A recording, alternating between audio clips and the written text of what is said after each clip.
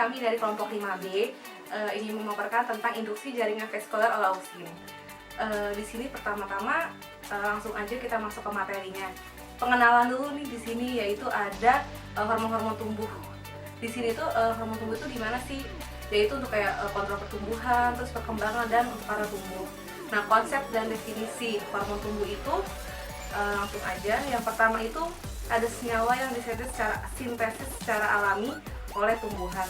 Terus ada bisa untuk transport juga. Terus kemudian ada efektif pada konsentrasi rendah.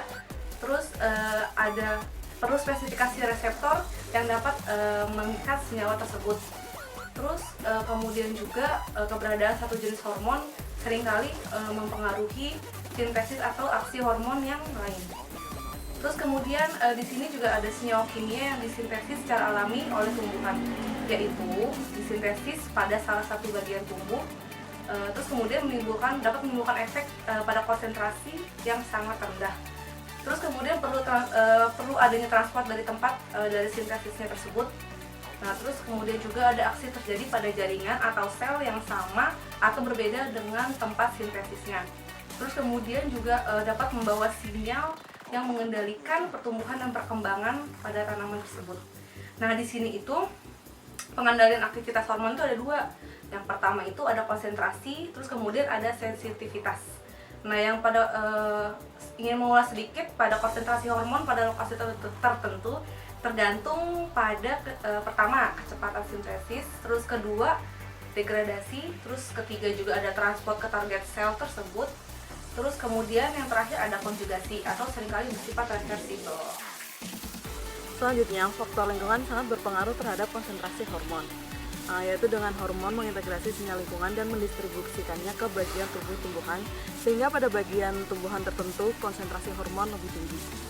Selanjutnya ada faktor-faktor yang mempengaruhi sensitivitas.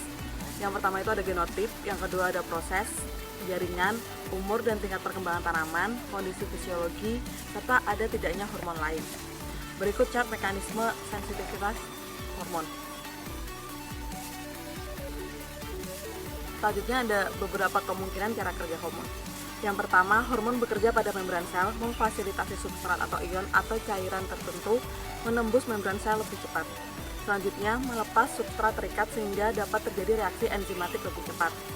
Hormon juga berperan sebagai faktor yang mempercepat reaksi enzimatik karena mengatasi faktor pembatas, misalnya menyediakan ATP, koenzim, atau logam sebagai efektor. Hormon bekerja sebagai koenzim atau mengubah enzim inaktif menjadi aktif. Hormon bekerja pada mitokondria untuk mempercepat reaksi. Selanjutnya, hormon bekerja sebagai yang pertama first messenger untuk membentuk CAMP, yang kedua sebagai second messenger untuk mengaktifkan enzim, prekursor enzim atau CAP atau catabolic activity protein. Hormon bekerja pada DNA dan merupakan salah satu faktor yang berperan pada transkripsi dan translasi atau bahkan pada tingkat sintesis protein.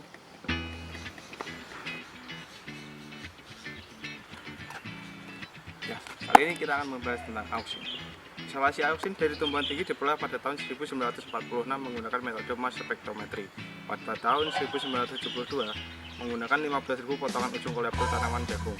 Auxin dalam tubuh tumbuhan dijumpai dalam bentuk bebas atau IAA indol acetic acid terikat dengan molekul lain sebagai prekursor indol asetildehid, indol acetonitril, indol etanol dan iptanimin. Macam auxin endogren yang lain yaitu IBA dan PAA. Penemuan hormon tumbuhan auxin pada pertama kalinya dilakukan dengan eksperimen ditunjukkan untuk menganalisis gerak tropisme menggunakan cabah oat. Terus mulanya untuk menentukan bagian yang menerima persepsi cahaya, kemudian mendeterminasi bagaimana sinyal ditransmisikan ke bagian yang merespon. Pada percobaan Charles dan Darwin pada tahun 1880 mempelajari pembelokan cabah ke arah cahaya dan perlakuan selanjutnya memotong ujung tunas koleoptil dan tidak terjadi pembelokan. Perlakuan juga dengan menutup ujung tunas, tetapi tidak terjadi pembelokan. Hal ini menunjukkan akumulasi auxin ada di pucuk tanaman. Terus selanjutnya, percobaan Boysen dan Jensen pada 1913 menggunakan sepotong mika. Jika disisipkan di bawah pucuk di bagian yang tidak terkena cahaya, maka tidak ada pembelokan. Jika disisipkan pada sisi yang terkena cahaya, langsung ada pembelokan. Kesimpulannya, untuk terjadi pembelokan perlu transfer sinyal di sepanjang sisi yang tidak terkena cahaya secara langsung. Selanjutnya, percobaan Fritz Wayne tahun 1926. Dalam percobaannya, Wayne menggunakan bahan potongan agar-agar. Ujung koleoptil dipotong dan diletakkan pada potongan agar-agar. Jika potongan agar tersebut diletakkan kembali pada kecambah yang telah dipotong ujungnya, terjadi pertumbuhan dan pembelokan arah tumbuh ujung koleoptil. Jika yang digunakan potongan agar tanpa auksin, maka tidak terjadi pertumbuhan dan pembelokan arah tumbuh. Kesimpulannya, ada sinyal yang berdifusi dari potongan pucuk koleoptil ke dalam potongan agar-agar, yang menstimulasi pertumbuhan pada sisi yang tidak langsung terkena cahaya. Dari penelitian di atas bisa disimpulkan bahwa yang pertama, letak sintesis auksin pada meristem pucuk, daun-daun muda, buah dan biji yang sedang tumbuh. Yang kedua, fungsi atau peran auksin yaitu tropisme, dominansi apikal, pemanjangan batang, pertumbuhan akar, diferensiasi, percabangan, perkembangan buah, partenokarpi, dan senescen. Dan ketiga, jalur biosintesis terhubung dengan triptofan. Menurut Kofli, Tiemann, dan Wayne tahun 1966, struktur molekul dan aktivitas auksin ditentukan oleh yang pertama, adanya struktur cincin yang tidak jenuh. Yang kedua, adanya rantai keasaman. Yang ketiga, pemisahan kelompok karboksil dan tristruktur cincin. Yang keempat, adanya pengaturan ruangan antara struktur cincin dengan rantai keasaman. Berikut akan kami sajikan skema jalur pembentukan IAA. Berikut merupakan mekanisme transport auksin. Yang pertama, pada batang, auksin ditransport secara baspetal. Pada akar, transport auksin secara akropetal ke arah ujung melalui parenkim fasikuler. Berikut gambarnya. Baik, selanjutnya mengenai efek fisiologi dan mekanisme kerja auksin. Faktor-faktor yang berpengaruh diantaranya adalah konsentrasi, diferensiasi berkas pengangkut, induksi akar adventif dan akar lateral, menghambat absisi, memacu pemanjangan sel, menstimulasi sintesis etilen, dan menstimulasi perkembangan buah. Lalu proses dominansi apikal, seperti kita tahu, IAA diproduksi pada tunas pucuk. Dominansi apikal akan hilang jika tunas pucuk itu dipotong. Namun, jika tunas pucuk itu dipotong dan diberi IAA, dominansi apikal akan muncul kembali. Pertumbuhan tunas lateral dipacu oleh sitokinin, namun dihambat oleh IAA.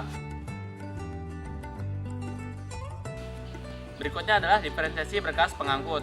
Aplikasi IAA pada jaringan yang luka dapat menyebabkan diferensiasi. Diferensiasi silem diinduksi oleh transfer polar basipetal dari IAA yang diaplikasikan auksin, memacu pertumbuhan akar adventif dan lateral. Auksin disintesis di ujung batang dan ditransport secara basipetal ke jaringan di bawahnya.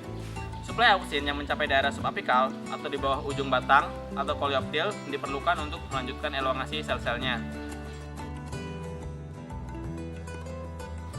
Oke, untuk membantu petani diciptakan auksin sintetik, diantaranya adalah pertama 2,4-diklorofenoasetik asid atau 2,4-D, MCPA 2-metil-4-klorofenoksiasam asetat, dikamba 2,4,6-trikloroasam benzoat, dan trikoren atau tordon 4-amino-3,5,6 asam trikloropropionat. Ya, sekian pemaparan kelompok 5B mengenai materi induksi jaringan vesikuler oleh auksin pada mata kuliah fitohormon. Kurang lebihnya mohon maaf. Terima kasih.